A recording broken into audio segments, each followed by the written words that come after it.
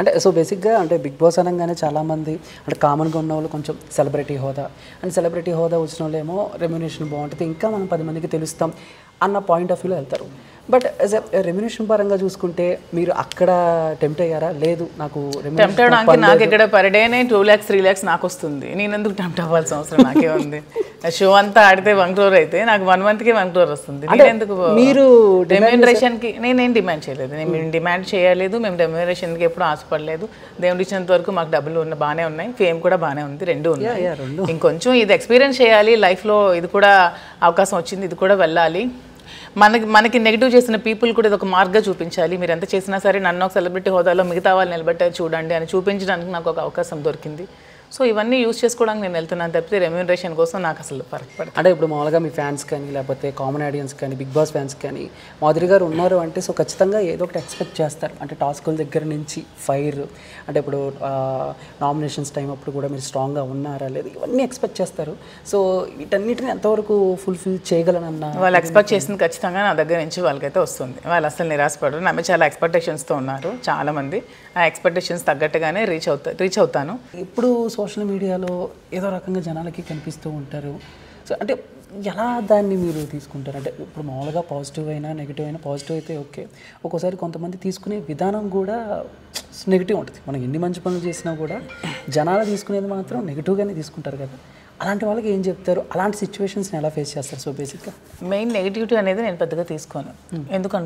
ఎందుకంటే ఇప్పుడు నా దగ్గర పనిచేస్తున్నారు, నాతో ట్రావెల్ చేస్తున్నారు, నా దగ్గర కొంతమంది ఇప్పుడు వర్క్ చేస్తున్నారు. వాళ్ళు నెగిటివిటీగా ఫీల్ అయ్యారనుకో, ఎందుకు నెగిటివ్గా ఫీల్ అవుతున్నారు? నేను వాళ్ళతో ట్రావెల్ చేస్తాను, తప్పులు తెలుసుకొని అట్లీస్ట్ ట్రై చేస్తాను. నాలో ఏం తప్పు ఉంది, నాలో ఏం లోపం ఉంది, నా గురించి తెలియకున్నా, నాతో ట్రావెల్ చేయకున్నా, నాతో మాట్లాడుకున్నా, అసలు నేనేంటో కూడా తెలుసుకోకుండా కామెంట్ చేసే థర్డ్ క్లాస్ ఫెలోస్ కోసం నేను అస్సలు పట్టించుకోను. ఆ నెగిటివిటీని అస్సలు మైండ్కే తీసుకోను. అంతే 100%. అంటే ఇప్పుడు ఈ మధ్య చూసుకుంటే లాస్ట్ ఒక 2-3 years నుంచి సోషల్ మీడియా అనేది మరి దారుణంగా తయారైంది. సో పర్సనల్ అంటే ఇప్పుడు మీరు ఒక బయటకు వచ్చి ప్రొఫెషనల్ పరంగా ఒక విషయం మాట్లాడితే దాన్ని ప్రొఫెషనల్గా కాకుండా డీప్ పర్సనల్గా వెళ్ళిపోయి, అంటే మీరనే కాదు, సో మీలా కొంచెం ఏపీస్ కానీ లేకపోతే సెలబ్రిటీస్ కానీ వాళ్ళ పర్సనల్లోకి వెళ్ళిపోయి వాళ్ళని ట్రోల్ చేయటం, సో దీన్ని అంతటినీ ఎలా చూస్తారు? యాజ్ ఒక మెయిన్ పొలిటికల్గా ఇది తప్పకుండా ఉమెన్కి ఉంటుంది ఖచ్చితంగా. మనం ముందే రెడీ అయ్యి ఒక పొలిటికల్ ఫీల్డ్లోకి వచ్చామంటే ముందే రెడీ అయ్యి రావాలి. ఎందుకంటే మనం ఒక పార్టీలో ఉన్నామంటే మిగతా పార్టీ మన మీద బురజల్లని ఖచ్చితంగా చూస్తుంది. అది ఉమెన్ మీద మరీ ఎక్కువగా ఉంది. ఎంత దారుణంగా ఉందంటే వ్యక్తిత్వ హననం చేస్తున్నారు, క్యారెక్టర్ అసాసినేషన్ చేస్తున్నారు, చాలా దారుణంగా మాట్లాడుతున్నారు. ఏమీ తెలియదు వాళ్ళకి, అసలు ఏమి విషయాలు కూడా తెలియకుండానే ఓన్లీ జస్ట్ బురద జల్లాలి, వాళ్ళని డిగ్రేడ్ చేయాలి. సో ఎందుకు? ఏమి రిలేషన్షిప్ ఉండదు, వాళ్ళు ఆ పార్టీ మేము ఈ పార్టీ అంతే. అంతకు మించి ఎందుకు మేము చేస్తున్నామని అసలు మన భేదం కూడా లేకుండా పోతుంది. వాళ్ళు ఒక ఆడపిల్లకు కామెంట్ చేశారంటే వాళ్ళ ఇంట్లో తల్లికి కామెంట్ చేసినట్టే, వాళ్ళు ఇంకో ఆడపిల్లని కామెంట్ చేశారంటే వాళ్ళ చెల్లికి కామెంట్ చేసినట్టే. ఖచ్చితంగా ఉమెన్ అందరూ ఒకటే. ఎవరి పరిస్థితుల ప్రభావంతో వాళ్ళు అలాగ తయారవుతారు. ఇప్పుడు మా సిచ్యువేషన్ వాళ్ళకి నేను 2వ పెళ్లి చేసుకున్నాను, వాడికేంటి ప్రాబ్లం, వాడికేంటి తప్పు ఉంది? ఇప్పుడు 2 పెళ్లి చేసుకున్న వాళ్ళు రాజ్యాంగంలో ఎక్కడ లేదు కదా, రాజకీయంలో లేకూడదని. దానికి తప్పే ఉంది, ఎవరి లైఫ్ వాళ్ళ ఇష్టం. నా వల్ల మీ సమాజానికి ఏమైనా హాని ఉందా?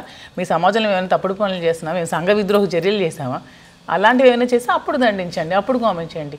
ఊరికే లేనిపోయిన దానికి కామెంట్స్ చేసాం అనేది అసలు నేను కూడా పట్టించుకోను. అంటే మాధురి గారు, అంటే ఈ ప్రాసెస్లో ఎప్పుడైనా, అంటే నాకు తెలుసు మీరు స్ట్రాంగ్ ఉమెన్ అని, బట్ ఫీల్ అవ్వటం, సో బాధపడటం, ఏడవటం, నాకు ఎందుకు వచ్చింది ఇదంతా, నన్ను ఎందుకు ఇంత స్టార్టింగ్లో అనుకునేదాన్ని, తర్వాత నేను స్ట్రాంగ్ అయ్యాను, అర్థం చేసుకున్నాను. శ్రీనివాస్ గారు నాకు అసలు బిగ్గెస్ట్ సపోర్ట్. అసలు తర్వాత పట్టించుకోవడం మానేశాను.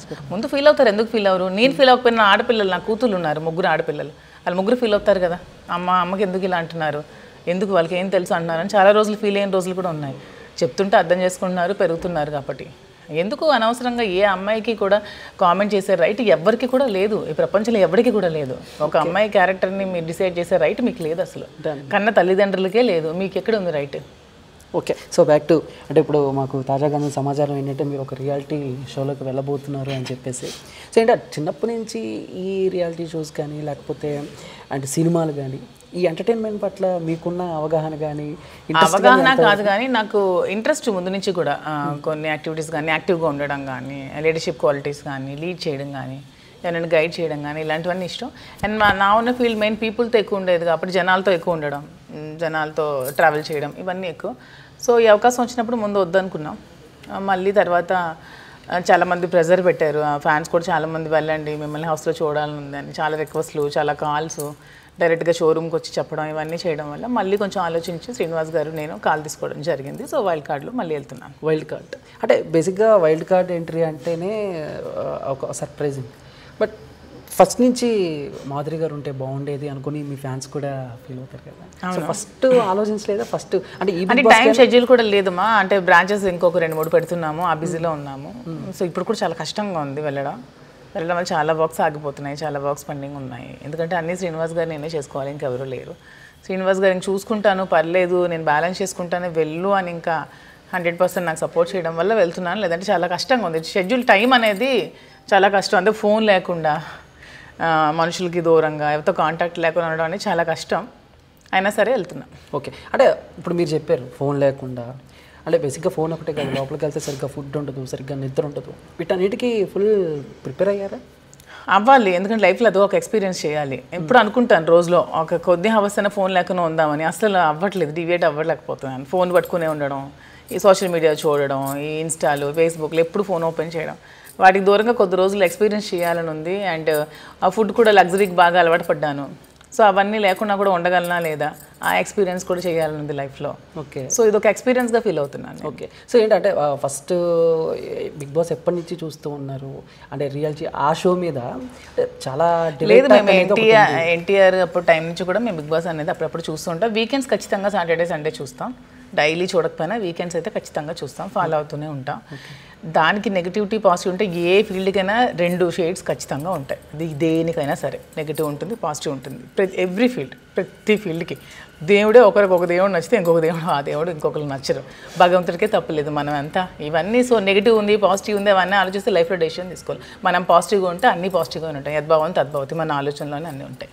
బట్ మీకు ఎందుకు ఇష్టం అని అంటే బిగ్ బాస్? చెప్పాను కదా, మాధురి గారికి ఎందుకు ఇంట్రెస్ట్ బిగ్ బాస్? ఒక రియాలిటీ షో ఇది, ఇంకొంచెం జనాలకు చేరువుగా, టీవీ ఆడియన్స్కి దగ్గరగా, వాళ్ళ ఇంటి ఆడపిల్లలాగా, వాళ్ళ ఇంటి పిల్లలాగా ఫీల్ అయ్యే అవకాశం, మనం ఎంత రియల్గా ఉన్నామో చూపించుకునే అవకాశం, ఈ సోషల్ మీడియాకి దూరంగా, ఈ ఫోన్కి దూరంగా కూడా ఇవన్నీ ఒక ఎక్స్పీరియన్స్. ఇవన్నీ కూడా దానికోసం బిగ్ బాస్ నాకు ఇంట్రెస్ట్. ఓకే. సో ఏంటంటే ఫస్ట్ కాల్ వచ్చినప్పుడు ఇప్పుడు ఇందాక మీరు చెప్పినట్టు ఫ్యాన్స్ ఎక్కువగా అడిగారు అని అన్నారు. బట్ మీకు ఒక పర్సనల్గా ఒక ఎజెండా ఉంటుంది కదా. సో ఒక చెప్పాను కదా ఇప్పుడు, అదే ఇంకా ప్రిపరేషన్స్ ఏమీ లేవు. నేను రియల్గా ఉంటాను, అక్కడ కూడా రియల్ ప్లాట్ఫామ్, రియాలిటీ షో కాబట్టి రియల్గానే ఉండడానికి నాకు ఒక మంచి అవకాశం కాబట్టి, నేను ఎంత రియల్గా ఉన్నానో పబ్లిక్ చూపించుకునే అవకాశం కాబట్టి చూస్ చేసుకున్నాను. అంతే. అంటే మామూలుగా మీకైతే ఇప్పుడు కోపం రాదు, కూల్గానే ఉంటుంది? కోపం విపరీతంగా ఉంటుంది, చాలా కోపం నాకు అసలు. బట్ అక్కడ అది డబల్ త్రిబుల్ అవుతుందేమో కదా టెంపర్? అది చెప్పలేము మరి, అక్కడ సిచ్యువేషన్స్ ఎలా ఉంటాయి చెప్పలేము. కోపం అయితే నాకు చాలా ఎక్కువ, అసలు కంట్రోల్ కూడా చేసుకోలేను. అసలు ఎప్పుడైనా కొట్టాలనిపిస్తుంది? చాలా మంది కొట్టిన కూడా ఉన్నాయి. అయ్యా, హౌస్లో చాలా మంది జాగ్రత్తగా ఉండాలి మేడం. ఇప్పుడు బిగ్ బాస్ ఫాలో అవుతున్నారు మాధురి? లేదు, వీకెండ్స్ చూస్తున్నాను, అప్పుడప్పుడు ఫాలో అవుతున్నాను. అంటే బాగా ఎందుకు అసలు ఈ కంటెస్టెంట్ ఎందుకు అనేలాగా? అలా ఏమీ లేదు, నాకు అలా ఏమి అనిపించలేదు. ఎవరికి వారే గొప్ప, ఎందుకు ఈ కంటెస్టెంట్ బాలేదు, ఈ కంటెస్టెంట్ అని అనుకోవడం ఎందుకుంది? ఎవరి టాలెంట్స్ వాళ్ళవి, ఎవరికి వాళ్ళే గొప్ప, ఎవరి లైఫ్ వాళ్ళదే. ఎవరిని మనం ఇచ్చేయడానికి లేదు, ఎవరిష్టం వాళ్ళది. కాబట్టి ఎవరిని మనం ఇది బాగాలేదు, ఇది బాగాలేదని చెప్పే రైట్ మనకి లేదు. బిగ్ బాస్ సెలెక్ట్ చేసిందంటే వాళ్ళు ఏదో ఒక టాలెంట్ ఉండే సెలెక్ట్ చేస్తారు, ఊరికి అందరినీ సెలెక్ట్ చేయరు. సో మనం ఎందుకు వీళ్ళని ఎందుకు సెలెక్ట్ చేస్తారు అనుకునే అవసరం లేకుండానే వాళ్ళు సెలెక్ట్ చేస్తారు. ప్రతి ఒక్కరు ఒక టాలెంట్ ఉంటుంది, టాలెంట్ తీసుకునే వాళ్ళు చేస్తారు. ఈసారి షో బాగుంది, సెలబ్రిటీలకి కామన్ పీపుల్ కూడా సెలబ్రిటీ అవకాశం ఇచ్చారు, వాళ్ళు కూడా సెలబ్రిటీలు చేశారు. చాలామందికి చాలా టాలెంట్స్ ఉంటాయి, హిడెన్ టాలెంట్స్, కానీ ఎవరికి ఒక మంచి ప్లాట్ఫామ్ దొరకదు సెలబ్రిటీ అవ్వడానికి. ఇప్పుడు సెలబ్రిటీలు అని ఏమనుంచి మనకి దివి నుంచి భూమికి దిగి రారు, మనమే సెలబ్రిటీలుగా తయారవుతాం మనకున్న పరిస్థితుల వల్ల, మనకు వచ్చిన అవకాశాలు బట్టి. సో అలా కామనర్స్ కూడా అవకాశాలు ఇచ్చి సెలబ్రిటీలుగా మార్చారు, మంచిగా చేశారు.